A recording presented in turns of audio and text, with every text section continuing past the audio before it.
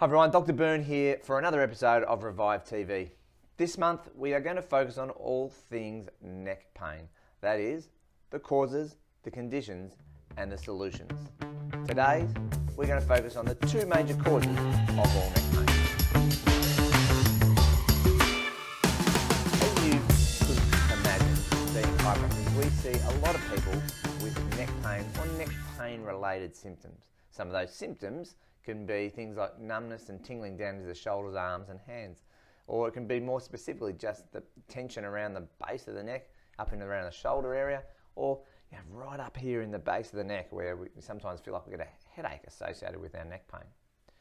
But what I want to share with you today is there are just two causes to all of those symptoms and conditions. And the two causes are trauma and posture. Now, you may well have some neck pain right now and say, well, I haven't had any trauma right now, or my posture is pretty good. But let's talk on trauma first. Trauma doesn't have to be something that you've just experienced in the past day or two, or the past week, or even the past month.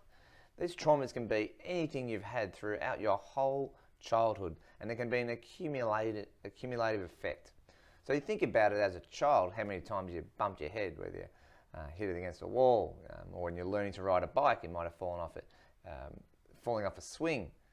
There's countless times where we're knocking and bumping our head, and we might not have any symptoms at the time, but that doesn't mean that there isn't some trauma happening to the neck. And as we move into our childhood, as we move into social settings where we're maybe playing sports with friends, whether it's football, netball, basketball, soccer, these type of things, there can be often more traumas associated through head knocks, or even just through people getting rattled by their body and their neck gets thrown around. And the classic one that most of us will hopefully not experience but are aware of is like in a motor vehicle accident where if you've ever seen those videos where they show about whiplash, where the slightest little knock at 5 kilometers an hour and the amount of force that goes through the neck is staggering. So we've probably all had a trauma in our time, and there's an accumulative effect to that as well.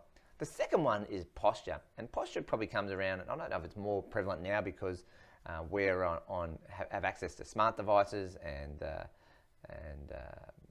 through our tablets and our phones, where we spend more time in this position where our heads are dropping forward.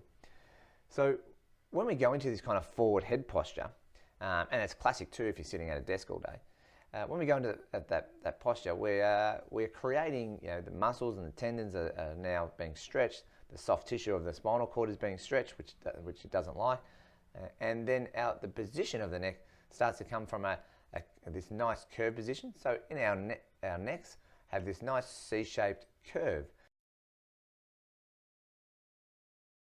where the top of the neck and the bottom of the neck are kind of aligned with one another, but they have this nice C-shaped curve.